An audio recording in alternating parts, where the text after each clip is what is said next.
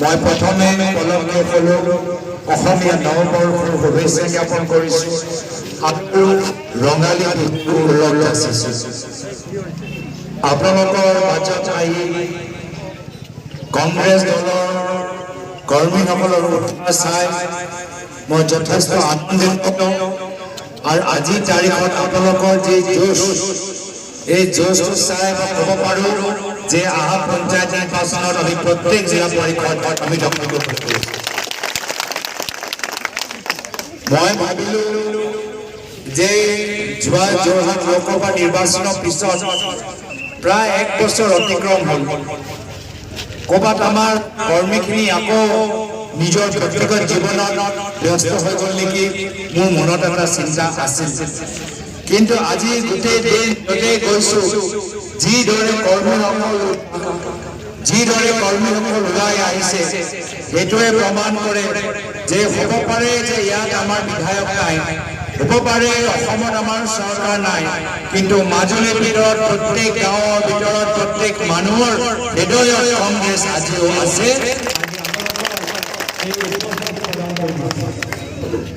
আমাৰ চৰকাৰ নাই, কিন্তু আমি জনসাধাৰণৰ হৃদয়ৰ ভিতৰত এতিয়াও আছোঁ। প্ৰায় তৰুণ গগৈদেৱ অসমৰ প্ৰাক্তন মুখ্যমন্ত্ৰী আজিও মানুহৰ হৃদয়ৰ ভিতৰত সজীৱ হৈ আছে। আৰু তাৰ মূল কাৰণ হ'ল তেখেতৰ সহজ সৰল, তাৰ মূল কাৰণ হ'ল কংগ্ৰেছৰ আদৰ। আজি আমি পঞ্চায়ত নিৰ্বাচন সম্পৰ্কে আপোনালোকৰ ওচৰত আহিছোঁ। এই গোটেই পঞ্চায়তৰ প্ৰক্ৰিয়াটোৱে কংগ্ৰেছ দলে আৰম্ভ কৰিছে। কি উদ্দেশ্য লৈ যে ক্ষমতা বিস্ফোৰণ নহয়, ক্ষমতা গাঁৱৰ মানুহৰ মাজত থাকিব লাগে, ক্ষমতা আমাৰ সাধাৰণ মানুহৰ মাজত থাকিব লাগে। আৰু যেতিয়া আমাৰ কংগ্ৰেছৰ চৰকাৰ আছে, প্ৰায় তৰুণ গগৈদেৱে এটা সপোন দেখিছে যে মাত্ৰ পুৰুষসকলে ৰাজনৈতিকভাৱে সক্ৰিয় হ'লে নহ'ব, মহিলাসকল ওলাই আহিব লাগিব। আৰু সেইকাৰণে কংগ্ৰেছে পঞ্চায়ত নিৰ্বাচনৰ ক্ষেত্ৰত 50% ৰিজাৰ্ভেশ্যন মহিলাসকলক দিছে। আজি যদি এখন জিলাৰ ভিতৰত আধা জিলা পৰিষদ মহিলা হৈছে, তাৰ মূল কাৰণ হৈছে কংগ্ৰেছ দল। আধা জিলা পৰিষদৰ সদস্য মহিলা হ'ব নোৱাৰিলে। কিন্তু আজি আপোনালোকৰ লগত ইতিহাসৰ কথা নহয়, অলপ বৰ্তমানৰ কথা পাতিবলৈ আহিছে। ৰাজ্য চুকে কোণে চাৰিওফালে গৈছিল আৰু প্ৰত্যেক ঠাইত মানুহে এটা কথা কয় যে এইখন চৰকাৰ ইমান অহংকাৰী হৈ গৈছে, এইখন চৰকাৰৰ ব্যৱহাৰ ইমান অভদ্ৰ হৈ গৈছে।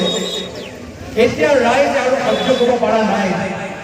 ৰাইজ ইতিমধ্যে সিদ্ধান্ত লৈছে অহা বছৰ বিধানসভা নিৰ্বাচন হ'ব, আমি বিজেপি চৰকাৰক বিদায় দিম আৰু অসমত কংগ্ৰেছৰ নেতৃত্ব। তাৰ মূল কাৰণ হ'ল যে এইখন চৰকাৰ মাত্ৰ 5জন মানুহৰ কাৰণে কাম কৰি আছে। এই 5জন ব্যক্তি কোন?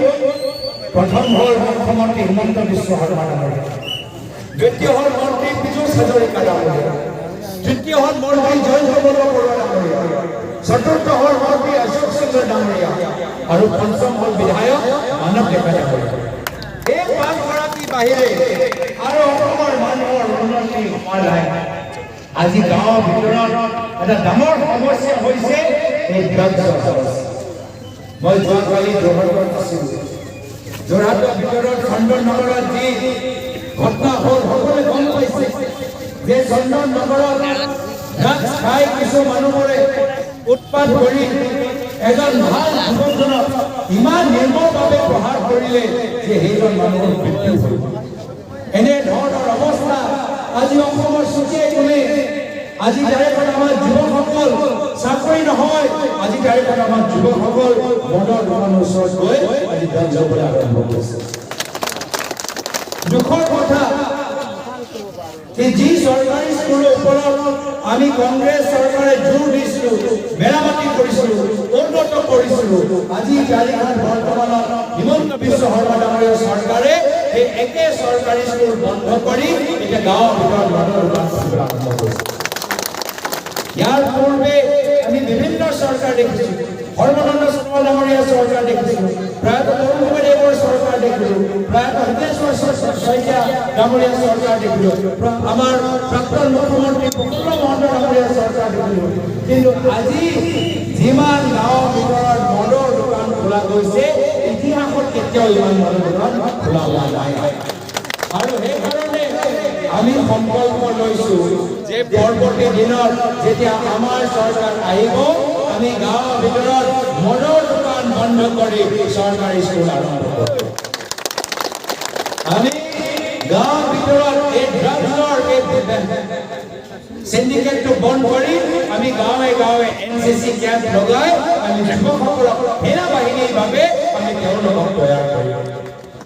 আজি দুখৰ কথা, মহিলাসকল আহিছে, মহিলাসকলে এইখিনি কথা গাঁৱৰ ভিতৰত ক'ব যে বাৰম্বাৰ এখন বিজেপিৰ চৰকাৰ মিছা প্ৰতিশ্ৰুতি দি আছে। কি কৈছিল অসমৰ মহিলাসকলক? আইসকল ওলাই আহক, নাচি নাচি ওলাই আহক, গছ পুলি ৰোগ আৰু 10 লাখ টকা লৈ যাওক, হয়নে নহয়? যে সেইদিনা ইমান মহিলাসকলে নাচি নাচি ওলাই গছ পুলি ৰুলে, এবাৰ হাত দাঙি দিয়কচোন, মই চাবলৈ বিচাৰোঁ, হাত দাঙি দিয়কচোন। এতিয়া মই জানিবলৈ বিচাৰোঁ আপোনালোকৰ মাজৰ পৰা কোনে 10 লাখ টকা পালে কওকচোন? বিজেপিয়ে কাক 10 লাখ টকা দিলে কওকচোন? গোটেই অসম মই গৈছোঁ, প্ৰত্যেক জিলাত য'তে ভ্ৰমণ কৰিছোঁ তাতে সুধিছোঁ যে 10 লাখ টকা কোনোবা পাইছেনে? আৰু একে কথা কয়, নাই ছাৰ, মিছা কথা ক'লে কোনো 10 লাখ টকা দিয়া নাই, কোনো অৰ্থৰ আঁচনি দিয়া নাই। কিন্তু বিজেপি দল চাওক, আমি অসমত কওঁ যে বাৰম্বাৰ টেঙা ফল খুৱাব নোৱাৰে, কিন্তু বিজেপি দল সকলোৰে বেলেগ বেলেগ ধৰণৰ টেঙা খুৱাই আছে। প্ৰথমে অমৃতৰ টেঙা, তাৰপিছত 15 লাখৰ টেঙা, আৰু তাৰপিছত যোৱা বছৰ ফালে যে ফৰ্ম চহী কৰক আৰু লক্ষপতি বাহিৰ হয়নে নহয়? যোৱা লোকসভা নিৰ্বাচনত য'তে যাওঁ প্ৰত্যেক সভাত মাত্ৰ পুৰুষসকলকে দেখা পাওঁ, মহিলাসকল নাই। আমাৰ কংগ্ৰেছৰ নিৰ্বাচনী সভাত মহিলাসকল নাই। আমি তেতিয়া সুধো মহিলাবোৰ ক'ত গ'ল? তেতিয়া মোক জনাই যে বিজেপি সভালৈ গ'ল, গোটেই দিন তাত বহি ফৰ্ম চহী কৰি আছে, ভাবিব যে লক্ষপতি বাহিৰ অনুভৱ হৈছে নাই। এয়া পৰিৱৰ্তনৰ নামত 400 টকা গেছ চিলিণ্ডাৰটো এতিয়া আৰু কিমান বঢ়াই দিলে?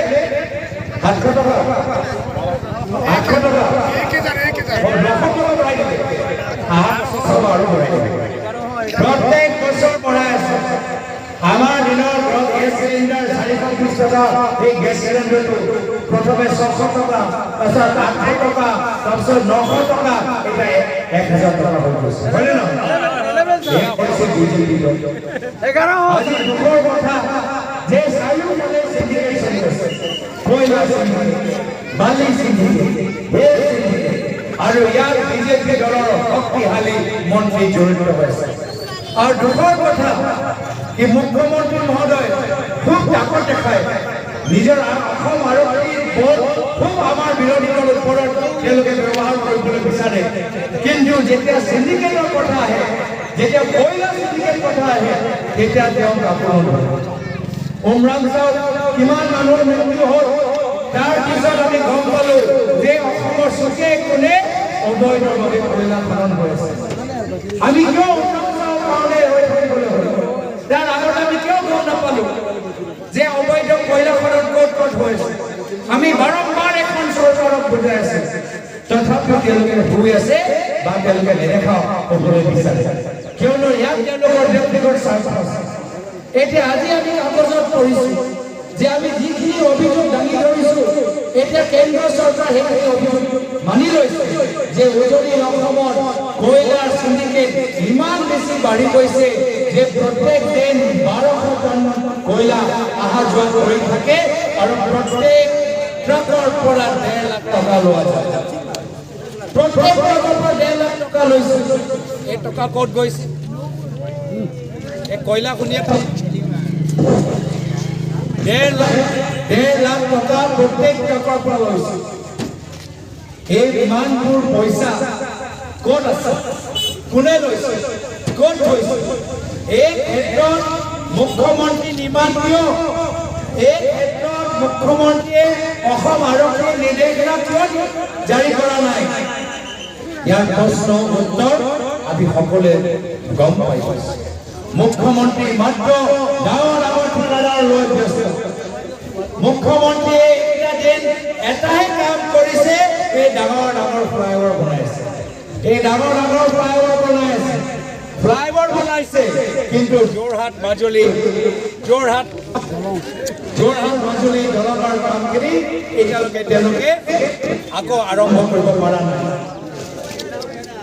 আজি যোৰহাট মাজুলী দলঙৰ কাম কিয় বন্ধ হৈ আছে আমাক কৈছিলে জানুৱাৰীত নতুন টেণ্ডাৰ ওলাব পিছত ক'লে ফেব্ৰিক নতুন টেণ্ডাৰ ওলাব এতিয়া কৈছে তাৰপিছত ক'লে মাৰ্চত নতুন টেণ্ডাৰ ওলাব এতিয়াতো বহা লাগিব এতিয়ালৈকে যোৰহাট মাজুলী সংযোগী দলঙৰ কাম স্থগিত কিন্তু মুখ্যমন্ত্ৰী অসমৰ ডাঙৰ সেই 3-4জন ঠিকাদাৰ লৈ ফ্লাইঅভাৰ বনাওঁতে কিয় ব্যস্ত হৈছে আজি এইখিনি আমাৰ পৰিস্থিতি য'ত যুৱকসকলে সংস্থাপন পোৱা নাই য'ত মহিলাসকলে বাৰম্বাৰ আজি তেওঁলোকৰ লগত মিছা প্ৰতিশ্ৰুতি দি বিশ্বাস কৰা গৈছে আৰু দুখৰ কথা কি যেতিয়া এইখন চৰকাৰৰ বিৰুদ্ধে আমি মাত মাতো এইখন চৰকাৰ ভয় আৰু ভাবুকি দি আমাৰ ৰাইজক বিমাত কৰিবলৈ বিচাৰে আমাৰ জনসাধাৰণক বহাবলৈ বিচাৰে কি কয় কি যদি কংগ্ৰেছৰ সভালৈ যোৱা তোমালোকৰ অৰুণোদয় আঁচনি ইমান সাহস কৰিব পালে এই অৰুণোদয় আঁচনিৰ পইচা কোনো বিজেপি দলৰ ব্যক্তিগত ধন নহয় এই অৰুণোদয় আঁচনিৰ পইচা কোনো মুখ্যমন্ত্ৰী ব্যক্তিগত ধন নহয় এই অৰুণোদয় আঁচনিৰ পইচা হৈছে ৰাইজ ওপৰত টেক্স লগোৱাৰ পিছত ৰাইজৰ পইচা এই কোনো দলৰ পইচা নহয় দলৰ পইচা নহয় মাত্ৰ ভয় আৰু ভাবুকিৰ ওপৰত নিৰ্ভৰ যদি ইমানে কাম কৰিছে যদি ইমানে মানুহক সহায় কৰিছে ভয় আৰু ভাবুকি কিয় দিছে অসম আৰক্ষীয়ে এনেদৰে অপশাসন বা অপব্যৱহাৰ কিয় কৰিছে আমি প্ৰশ্ন কৰিবলৈ বিচাৰিছোঁ আজি সেইকাৰণে আমিও সংকল্প লৈছোঁ যে ৰাহুল গান্ধী ডাঙৰীয়াই আমাক এটা মূল মন্ত্ৰ দিলে সেই মূল মন্ত্ৰটো কি হ'ল দৰং এতিয়া সেই মূল মন্ত্ৰ লৈ আমি গাঁৱে চুকে কোণে সোমাই আমি কম জনসাধাৰণক যে আপোনালোকে ভয় খাব নালাগে হিমন্ত বিশ্ব শৰ্মা ডাঙৰীয়াৰ পৰা ভয় খাব নালাগে কংগ্ৰেছ আপোনালোকৰ আছে আমি ভয় আৰু ভাবুকি ৰাজনীতি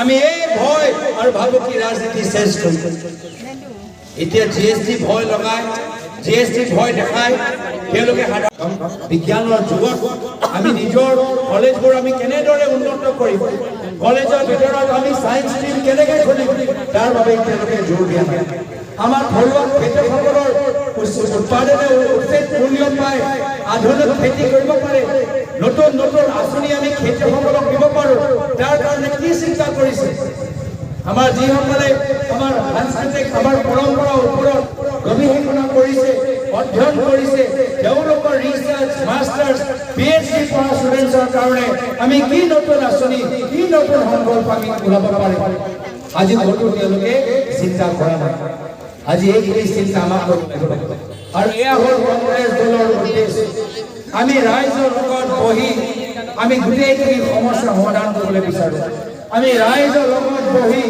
খেলৰ জগতত কি কৰিব লাগে উদ্যোগৰ জগতত কি কৰিব লাগে সাংস্কৃতিক জগতত কি কৰিব লাগে নিজৰ জনজাতি সামাজিক আৰু ৰাজনৈতিকভাৱে উন্নয়নৰ ক্ষেত্ৰত কি কৰিব লাগে আমি ৰাইজৰ লগত মত বিনিময় কৰি এটা সংকল্প সৃষ্টি কৰিবলৈ বিচাৰোঁ সেইকাৰণে আগন্তুক দিনত আমি ৰাইজৰ সহায় বিচাৰিছোঁ আৰু মই আশাবাদী কি যদি আগন্তুক দিনত আমি অহা 10 দিন পঞ্চায়ত নিৰ্বাচনৰ সময়ত যদি কষ্ট কৰোঁ তাৰ ফল অহা 5 বছৰ কাৰণে পাম অহা 5 বছৰ কাৰণে আমি ৰাইজৰ মাজত আমি এজন সেৱক আৰু এই আদৰ্শ হ'ল মোৰ প্ৰয়াত পিতৃ অসমৰ প্ৰাক্তন মুখ্যমন্ত্ৰী শ্ৰীযুত তৰুণ গগৈ। সদায় কৈছিল যে ৰাজনীতি হ'ল ৰাইজক সেৱা কৰা এটা মাধ্যম। সদায় কৈছিল যে উন্নতি তেতিয়াই হ'ব যেতিয়া আমি গাঁৱে চুকে কোণে আমি উন্নয়ন কৰিব পাৰিম। সদায় কৈছিল যে চৰকাৰ আটাইতকৈ ধনী মানুহৰ কাৰণে নহয়, চৰকাৰ দুখীয়া আৰু মধ্যম বৰ্গৰ মানুহৰ বাবে। আৰু সেই আদৰ্শলৈ আজি আপোনালোকৰ মাজত আহিছোঁ। মই বিশেষ আৰু দীঘল ক'বলৈ বিচৰা নাই, ইয়াত আহোঁতে আপোনালোকৰ যথেষ্ট ফলৱৎ, কিন্তু পুনৰবাৰ মই সকলোকে অনুৰোধ জনাইছোঁ যে কংগ্ৰেছ মাত্ৰ এটা সংগঠন নহয়, কংগ্ৰেছ এটা বৃহত্তৰ পৰিয়াল। আৰু এই পঞ্চায়ত নিৰ্বাচনৰ সময়ত আমাৰ প্ৰত্যেক পৰিয়ালৰ সদস্য একত্ৰিত হ'ব লাগিব। এই পঞ্চায়ত নিৰ্বাচনত মাত্ৰ আমাৰ প্ৰাৰ্থীসকলে নিৰ্বাচন খেলিলে নহ'ব, সমগ্ৰ আমাৰ কংগ্ৰেছৰ প্ৰাৰ্থীসকল আজি যিদৰে একগোট হৈছে অনাগত দিনতো একত্ৰিত হৈ আমি নিৰ্বাচন খেলিব লাগিব। আৰু যদি আমি একগোট হৈ নিৰ্বাচনত নামো নিশ্চয় আমাৰ জয় হ'ব।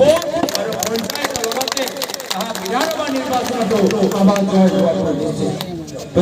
ৰাইজ, মই বিশেষ আৰু দীঘলীয়া নকৰোঁ।